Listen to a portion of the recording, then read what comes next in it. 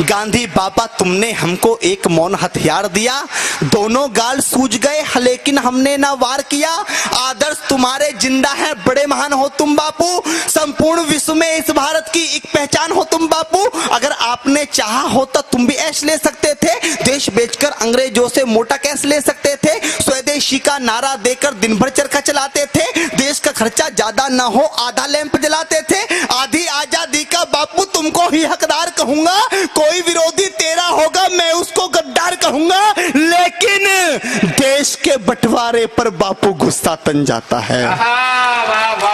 लेकिन देश के बंटवारे पर बापू गुस्सा तन जाता है, गुस्से के बदले किसी गौड़ से का मंदिर बन जाता है। अरे भारत माता की छाती पर, भारत माता की छाती पर चलता आ रहा रुका नहीं, सन 47 का बापू तुमसे बंटवारा रुका नहीं, सन 47 का बापू तुमसे बंटवारा रुका नहीं। तुमने तुमने तुमने तुमने बापू बोला था ये शाख नहीं छटने दूंगा, अरे इंच इंच कट जाऊंगा पर देश नहीं बटने दूंगा।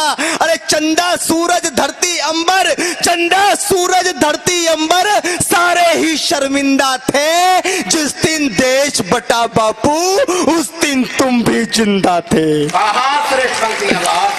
चंदा सूरज धरती अंबर सारे ही शर्मिंदा थे, जिस दिन देश बटा बापू उस दिन तुम भी जिंदा थे। वैसी दरिंदों के हाथों से महिला हुए खिलौने थे, कविताओं में क्या बतलाऊं कृत्य कितने घिनौने थे। 40 लाख मृत लोगों का जिम्मेदार किसे लिखूं, देश बांटने वालों में बोलो गद्दार किसे लिखूं। और कितनी थी आंखें जो रोते रोते पथराई थी, पूछ रही लावारिस लाशें जो कुत्तों ने खाई थी, पूछ रही लावारिस लाशें जो कुत्तों ने खाई थी।